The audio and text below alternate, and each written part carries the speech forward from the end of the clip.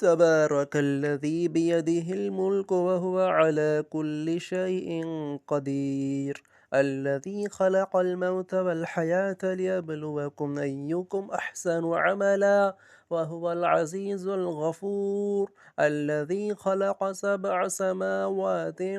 طباقا ما ترى في خلق الرحمن من تفاوت فارجع البصر هل ترى من فطور ثم ارجع البصر كرتين ينقلب إليك البصر خاسئا وهو حسير. ولقد زينا السماء الدنيا بمصابيح وجعلناها رجوما للشياطين وأعتدنا لهم عذاب السعير. وللذين كفروا بربهم عذاب جهنم وبئس المصير. إذا ألقوا فيها سمعوا لها شهيقا وهي تفور تكاد تميز من الغيظ كلما ألقي فيها فوج سألهم خزنتها ألم يأتكم نذير قالوا بلى قد جاءنا نذير فكذبنا وقلنا ما نزل الله من شيء إن أنتم إلا في ضلال كبير. وقالوا لو كنا نسمع أو نعقل ما كنا في أصحاب السعير فاعترفوا بذنبهم فسحقا لأصحاب السعير. إن الذين يخشون ربهم بالغيب لهم مغفرة وأجر كبير. وأسروا قولكم أو اجهروا به إنه عليم بذات الصدور. ألا يعلم من خلق وهو اللطيف الخبير. هو الذي جعل لكم الأرض ذلولا فامشوا في مناكبها وكلوا من رزقه وإليه النشور. أأمنتم من في السماء أن يخسف بكم الأرض فإذا هي تمور أم أمنتم من في السماء أن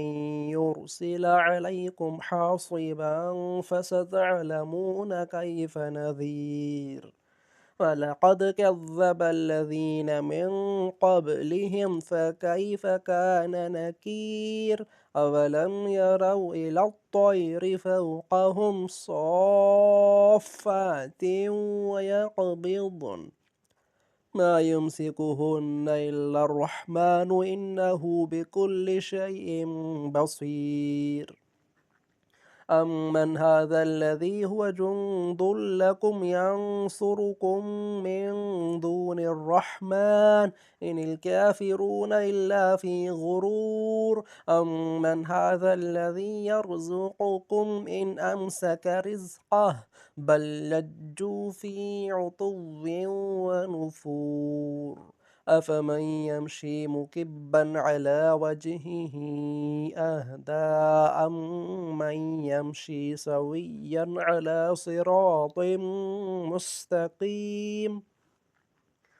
قل هو الذي أنشأكم وجعل لكم السمع والأبصار والأفئدة قليلا ما تشكرون. قل هو الذي ذرأكم في الأرض وإليه تحشرون ويقولون متى هذا الوعد إن كنتم صادقين. قل إنما العلم عند الله وإنما أنا نذير مبين. فلما رأوه زلفة سيئت وجوه الذين كفروا وقيل هذا الذي كنتم به تدعون. قل أرأيتم إن أهلكني الله ومن معي أو رحمنا فمن يجيب ويحذر الكافرين من عذاب أليم.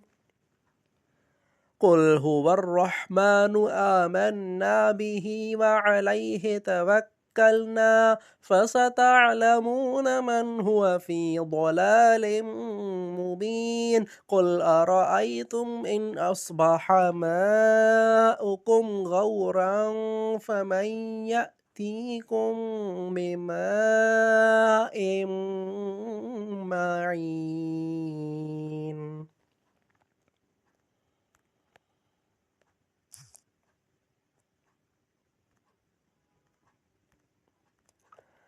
بسم الله الرحمن الرحيم.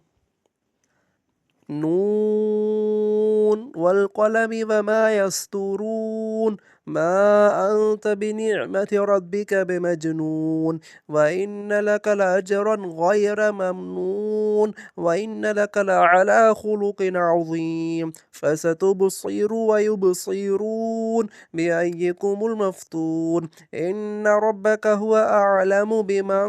ضل عن سبيله وهو أعلم بالمهتدين. فلا تطع المكذبين ودوا لو تدهن فيدهنون ولا تطع كل حلاف مهين هماز مشاء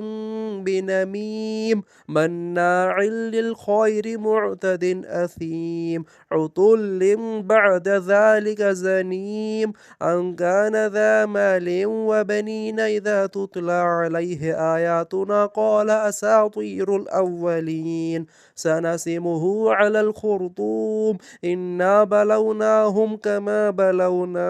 أصحاب الجنة إذا قسموا ليصرمنها مصبحين ولا يستثنون فطاف عليها طائف من ربك وهم نائمون فأصبحت كالصريم فتنادوا مصبحين أن اغدوا على حرثكم إن كنتم صارمين فانطلقوا وهم يتخافتون ألا يدخلنها اليوم عليكم مسكين وغدوا على حرد قادرين. فلما رأوها قالوا إنا لضالون بل نحن محرومون قال أوسطهم ألم أقل لكم لولا تسبحون قالوا سبحان ربنا إنا كنا ظالمين فأقبل بعضهم على بعض يتلاومون قالوا يا ويلنا إنا كنا طاغين عسى ربنا أن يبدلنا خيرا منها إنا إلى ربنا راغبون كذلك العذاب ولعذاب الآخرة أكبر لو كانوا يعلمون. إن للمتقين عند ربهم جنات النعيم أفنجعل المسلمين كالمجرمين ما لكم كيف تحكمون أم لكم كتاب فيه تدرسون إن لكم فيه لما تخيرون أم لكم أيمان علينا بالغة إلى يوم القيامة إن لكم لما تحكمون سلهم أيهم بذلك زعيم أم لهم شركاء فليأتوا بشركائهم إن كانوا صادقين يوم يكشف عن ساق ويدعون إلى السجود فلا يستطيعون خاشعة أبصارهم ترهقهم ذلة وقد كانوا يدعون إلى السجود وهم سالمون فذرني ومن يكذب بهذا الحديث سنستدرجهم من حيث لا يعلمون وأملي لهم إن كيدي متين أم تسألهم أجرا فهم من مغرم مثقلون أم عندهم الغيب فهم يكتبون فاصبر لحكم ربك ولا تكن كصاحب الحوت إذ نادى وهو مكظوم لولا أن تداركه نعمة من ربه لنبذ بالعراء وهو مذموم فاجتباه ربه فجعله من الصالحين وإن يكاد الذين كفروا ليزلقونك بأبصارهم لما سمعوا الذكر ويقولون إنه لمجنون وما هو إلا ذكر للعالمين. بسم الله الرحمن الرحيم. الحاقة ما الحاقة وما أدراك ما الحاقة كذبت ثمود وعاد بالقارعة فأما ثمود فأهلكوا بالطاغية وأما عاد فأهلكوا بريح صرصر عاتية سخرها عليهم 7 ليال و8 أيام حسوما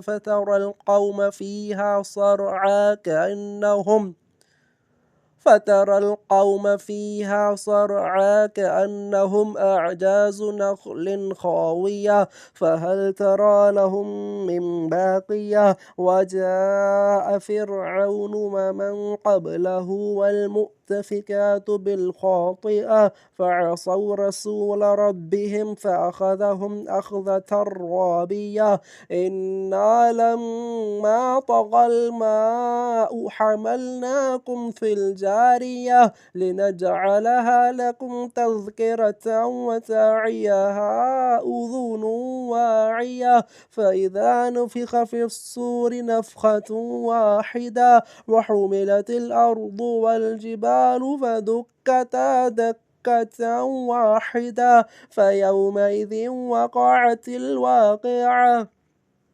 وانشقت السماء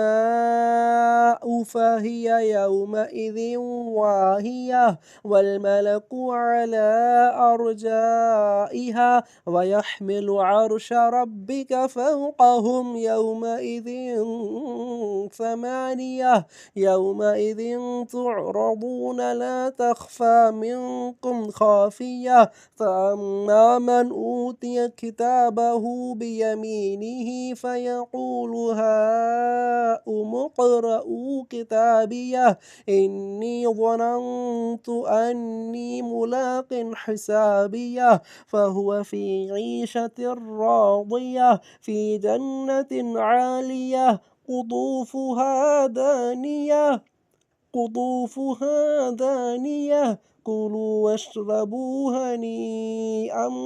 بما أسلفتم في الأيام الخالية وأما من أوتي كتابه بشماله فيقول يا ليتني لم أوت كتابيه ولم أدر ما حسابيه يا ليتها كانت القاضية ما أغنى عني ماليه هلك عني سلطانيه خذوه فغلوه ثم الجحيم صلوه ثم في سلسلة ذرعها 70 ذراعا فاسلكوه إنه كان لا يؤمن بالله العظيم ولا يحض على طعام المسكين فليس له اليوم هاهنا حميم ولا طعام إلا من غسلين لا يأكله إلا الخاطئون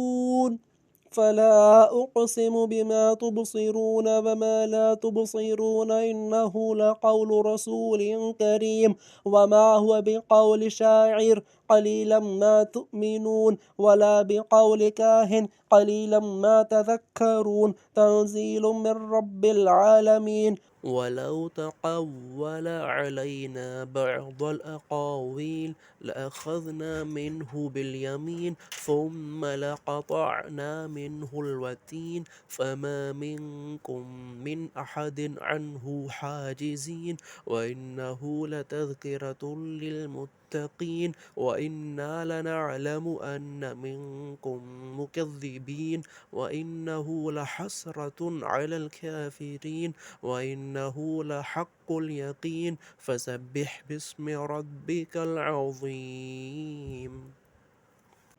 بسم الله الرحمن الرحيم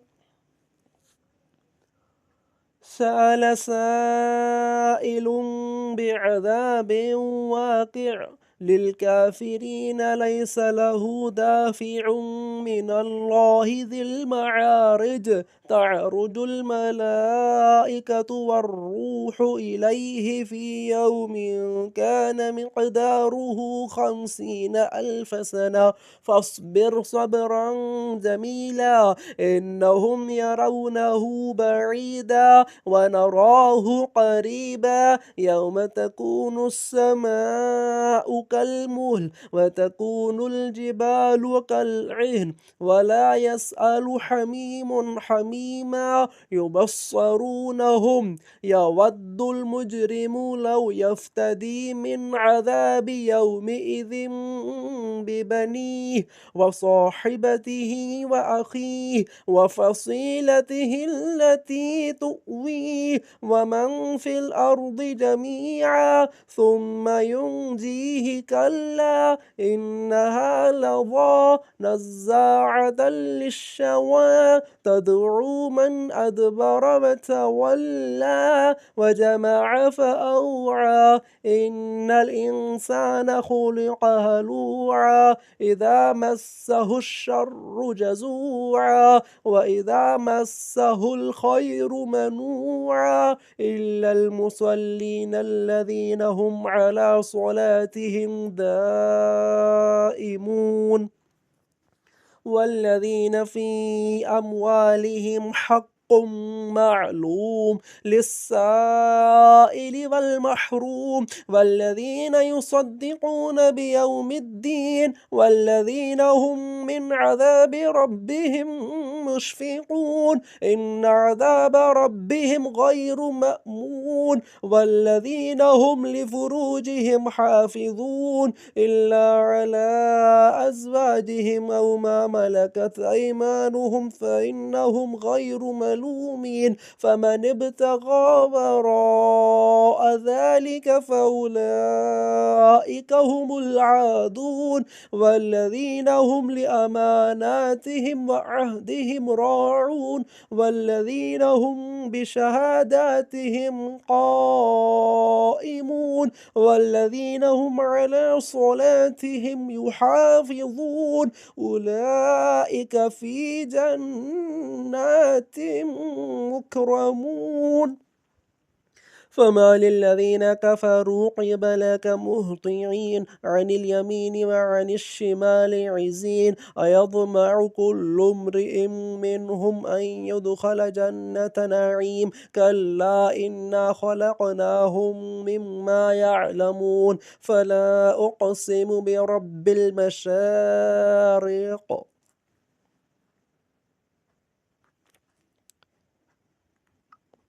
فلا أقسم برب المشارق والمغارب إنا لقادرون على أن نبدل خيرا منهم وما نحن بمسبوقين فذرهم يخوضوا ويلعبوا حتى يلاقوا يومهم الذي يوعدون يوم يخرجون من الأجداث سراعا كأنهم إلى نصب يوفضون خاشعة أبصارهم ترهقهم ذلة ذلك اليوم الذي كانوا يوعدون بسم الله الرحمن الرحيم إنا أرسلنا نوحا إلى قومه أن أنذر قومك من قبل أن يأتيهم عذاب أليم قال يا قوم إني لكم نذير مبين أن اعبدوا الله واتقوه وأطيعون يغفر لكم من ذنوبكم ويؤخركم إلى أجل مسمى إن أجل الله إذا جاء لا يؤخر لو كنتم تعلمون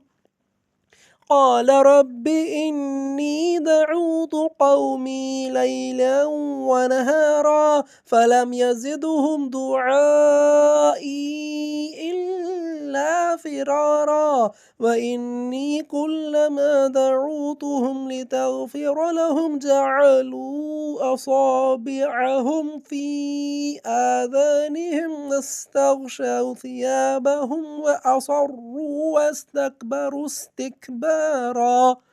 ثم إني دعوتهم جهارا ثم إني أعلنت لهم وأسررت لهم إسرارا فقلت استغفروا ربكم إنه كان غفارا يرسل السماء عليكم مدرارا ويمددكم بأموال وبنين ويجعل لكم جنات ويجعل لكم أنهارا ما لكم لا ترجون لله مقارا وقد خلقكم أطوارا ألم تروا كيف خلق الله سبع سماوات طباقا وجعل القمر فيهن نورا وجعل الشمس سراجا والله أنبتكم من الأرض نباتا ثم يعيدكم فيها ويخرجكم إخراجا والله جعل لكم الأرض بساطا لتسلكوا منها سبلا فجاجا قال نوح رب إنهم عصوني واتبعوا من لم يزده ماله وولده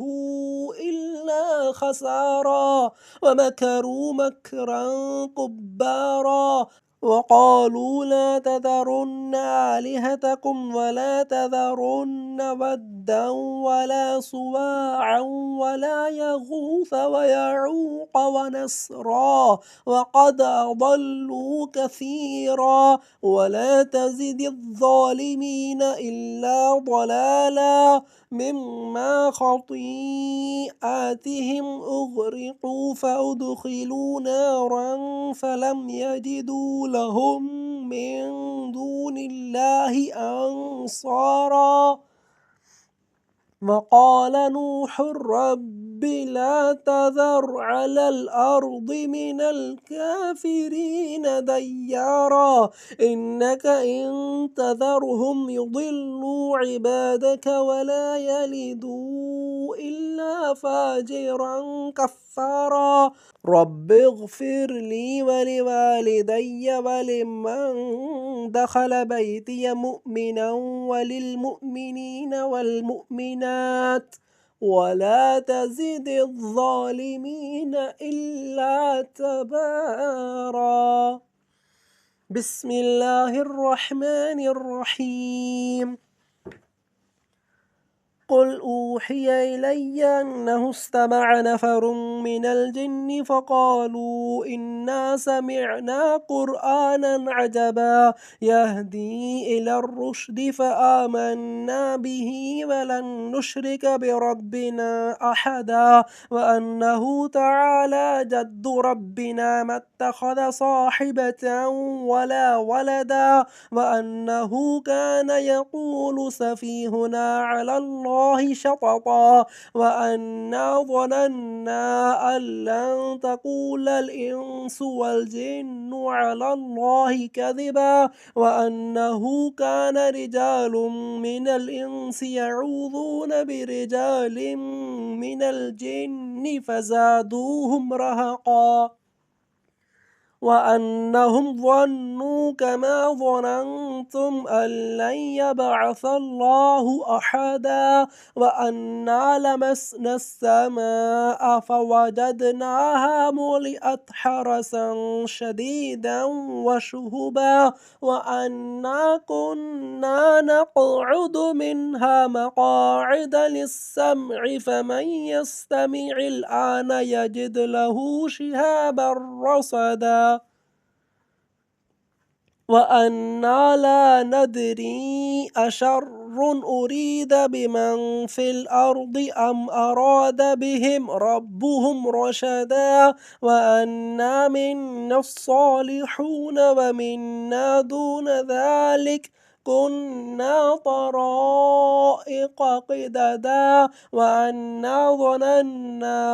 أن لن نعجز الله في الأرض ولن نعجزه هربا وأنا لما سمعنا الهدى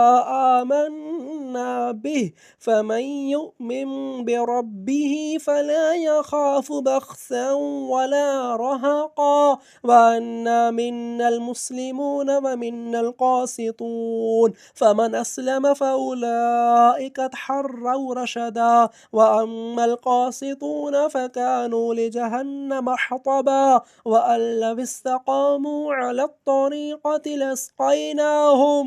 ماء غدقا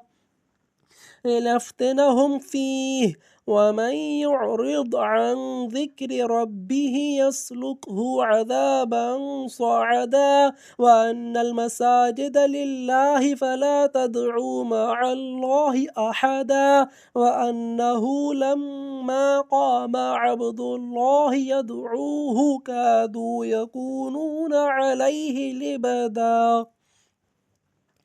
قل إنما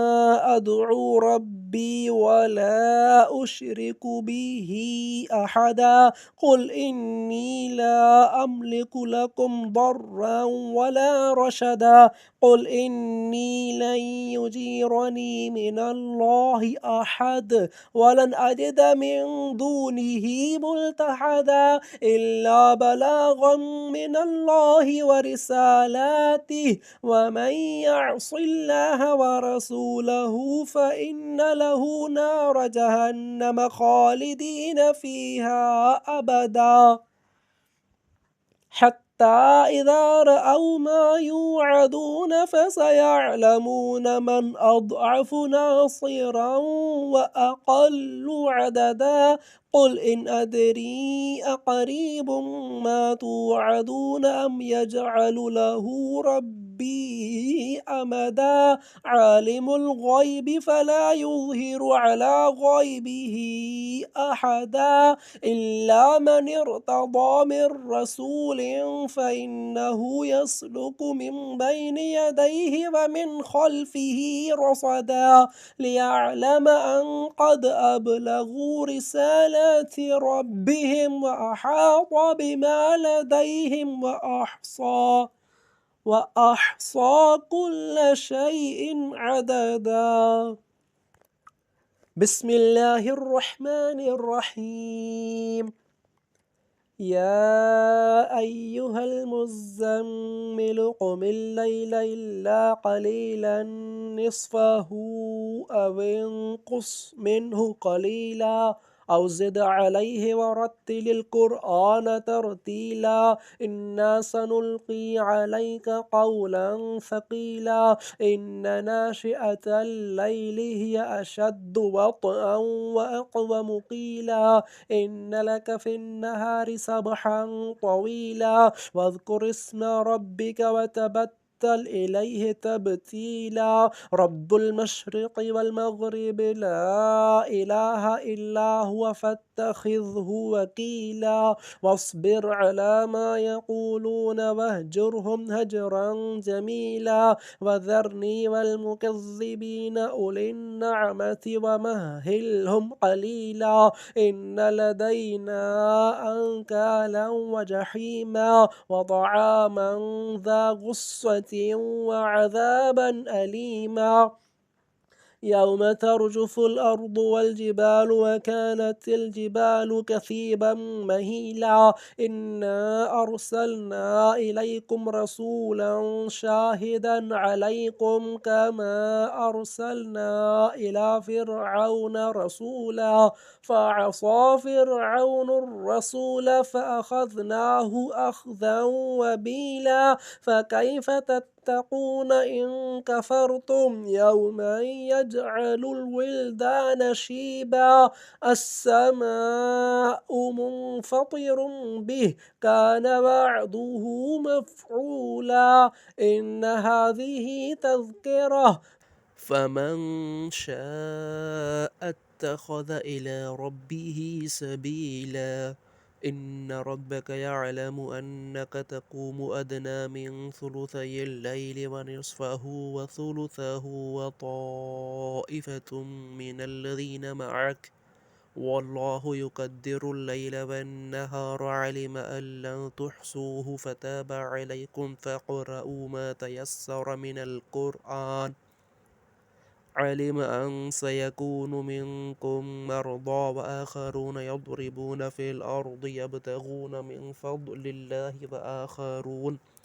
وآخرون يقاتلون في سبيل الله فاقرؤوا ما تيسر منه وأقيموا الصلاة وآتوا الزكاة وأقرضوا الله قرضا حسنا وما تقدموا لأنفسكم من خير تجدوه عند الله هو خيرا وأعظم أجرا واستغفروا الله إن الله غفور رحيم بسم الله الرحمن الرحيم يا أيها المدثر قم فأنذر وربك فكبر وثيابك فطهر والرجز فاهجر ولا تمنن تستكثر ولربك فاصبر فإذا نقر في الناقور فذلك يومئذ يوم عسير على الكافرين غير يسير ذرني ومن خلقت وحيدا وجعلت له مالا ممدودا وبنين شهودا ومهدت له تمهيدا ثم يطمع أن أزيد كلا إنه كان لآياتنا عنيدا سأرهقه صعودا إنه فكر وقدر فقتل كيف قدر ثم قتل كيف قدر ثم نظر ثم عبس وبسر ثم أدبر واستكبر فقال إن هذا إلا سحر يؤثر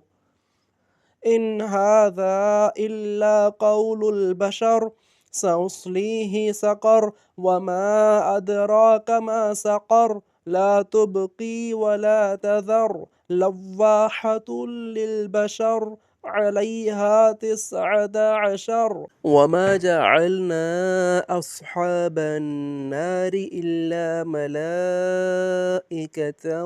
وما جعلنا عدتهم إلا فتنة للذين كفروا ليستيقن الذين أوتوا الكتاب ويزداد الذين آمنوا إيمانا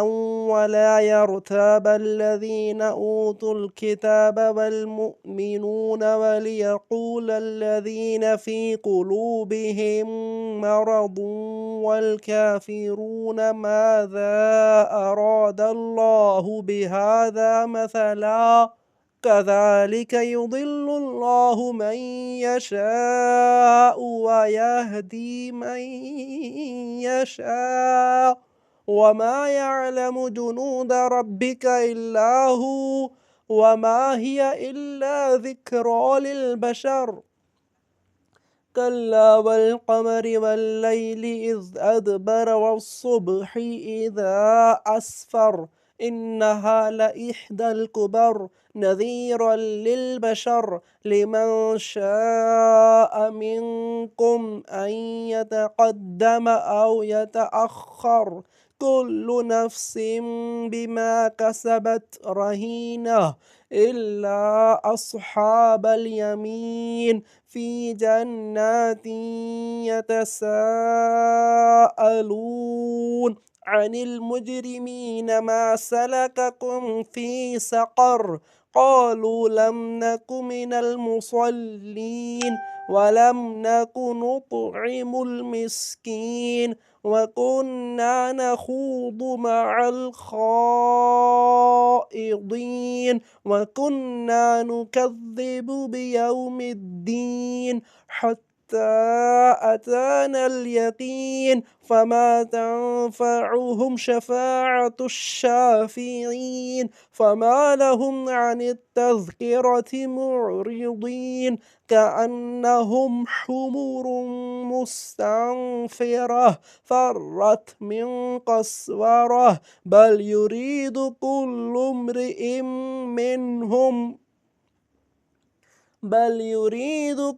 امرئ منهم أن يؤتى صحفا منشرة كلا بل لا يخافون الآخرة كلا إنه تذكرة فمن شاء ذكره وما يذكرون إلا أن يشاء الله هو أهل التقوى وأهل المغفرة بسم الله الرحمن الرحيم لا أقسم بيوم القيامة ولا أقسم بالنفس اللوامة أيحسب الإنسان أن لن نجمع عظامه بلى قادرين على أن نسوي بنانه بل يريد الإنسان ليفجر أمامه يسأل أيان يوم القيامة فإذا برق البصر وخسف القمر وجمع الشمس والقمر يقول الإنسان يومئذ أين المفر كلا لا وزر إلى ربك يومئذ المستقر ينبأ الإنسان يومئذ بما قدم وأخر بل الإنسان على نفسه بصيرة ولو ألقى معاذيره لا تحرك به لسانك لتعجل به إن علينا جمعه وقرآنه فإذا قرأناه فاتبع قرآنه ثم إن علينا بيانه كلا بل تحبون العاجلة وتذرون الآخرة وجوه يومئذ ناظرة إلى ربها ناظرة ووجوه يومئذ باسرة تظن أن يفعل بها فاقرة كلا إذا بلغت التراقي وقيل من راق وظن أنه الفراق والتفت الساق بالساق إلى ربك يومئذ المساق فلا صدق ولا صلى ولكن كذب وتولى ثم ذهب إلى أهله يتمطى أولى لك فأولى ثم أولى لك فأولى أيحسب الإنسان أن يترك سدى ألم يك نطفة من مني يمنى ثم كان علقة فخلق فسوى فجعل منه الزوجين الذكر والأنثى أليس ذلك بقادر على أن يحيي الموتى. بسم الله الرحمن الرحيم. هل أتى على الإنسان حين من الدهر لم يكن شيئا مذكورا إنا خلقنا الإنسان من نطفة أمشاج نبتليه فجعلناه سميعا بصيرا إنا هديناه السبيل إما شاكرا وإما كفورا إنا أعتدنا للكافرين سلاسل وأغلالا وسعيرا إن الأبرار يشربون من كأس كان مزاجها كافورا عينا يشرب بها عباد الله يفجرونها تفجيرا يوفون بالنذر ويخافون يوما كان شره مستطيرا ويطعمون الطعام على حبه مسكينا ويتيما وأسيرا إنما نطعمكم لوجه الله لا نريد منكم جزاء ولا شكورا إنا نخاف من ربنا يوما عبوسا قمطريرا فوقاهم الله شر ذلك اليوم ولقاهم نضرة وسرورا وجزاهم بما صبروا جنة وحريرا متكئين فيها على الأرائك لا يرون فيها شمسا ولا زمهريرا ودانية عليهم ظلالها وذللت قطوفها تذليلا ويطاف عليهم بآنية من فضة وأكواب كانت قوارير من فضة قدروها تقديرا ويسقون فيها كأسا كان مزاجها زنجبيلا عينا فيها تسمى سلسبيلا ويطوف عليهم ولدان مخلدون إذا رأيتهم حسبتهم لؤلؤا منثورا وإذا رأيت ثم رأيت نعيما وملكا كبيرا عاليهم ثياب سندس خضر واستبرق وحلوا أساور من فضة وسقاهم ربهم شرابا طهورا إن هذا كان لكم جزاء وكان سعيكم مشكورا إنا نحن نزلنا عليك القرآن تنزيلا فاصبر لحكم ربك ولا تطع منهم آثما أو كفورا واذكر اسم ربك بكرة وأصيلا ومن الليل فاسجد له وسبحه ليلا طويلا إن هؤلاء يحبون العاجلة ويذرون وراءهم يوما ثقيلا نحن خلقناهم وشددنا أسرهم وإذا شئنا بدلنا أمثالهم تبديلا إن هذه تذكرة فمن شاء اتخذ إلى ربه سبيلا وما تشاءون إلا أن يشاء الله إن الله كان عليما حكيما يدخل من يشاء في رحمته والظالمين أعد لهم عذابا أليما.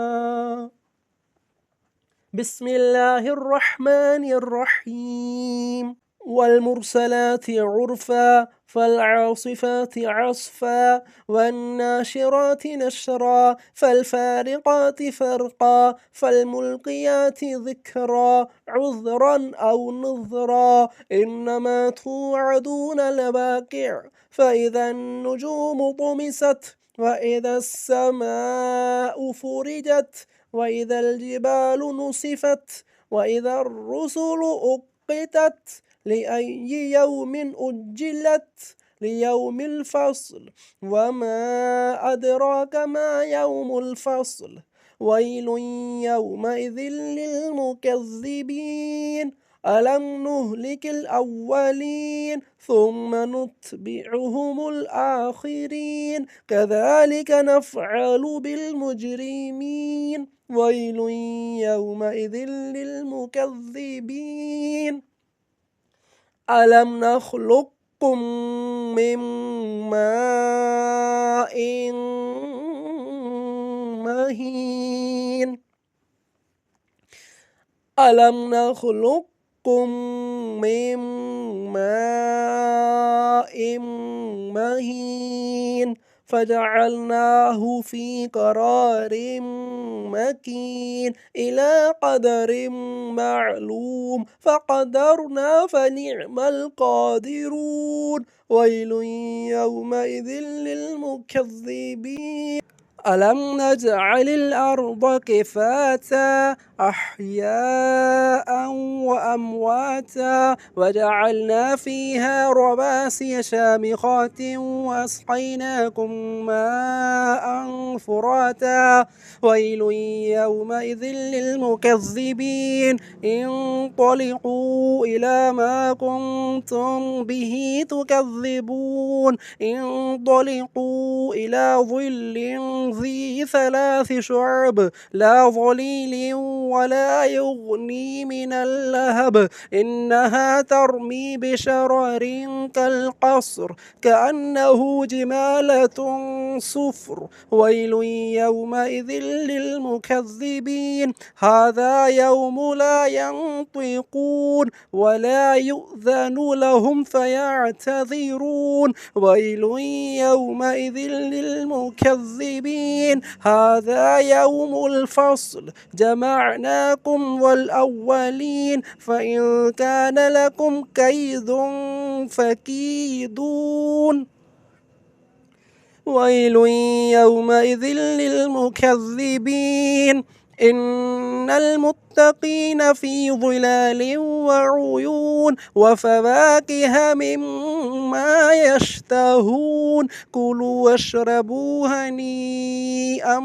بما كنتم تعملون إنا كذلك نجزي المحسنين ويل يومئذ للمكذبين كلوا وتمتعوا قليلا إنكم مجرمون ويل يومئذ للمكذبين وإذا قيل لهم اركعوا لا يركعون ويل يومئذ للمكذبين فبأي حديث بعده يؤمنون.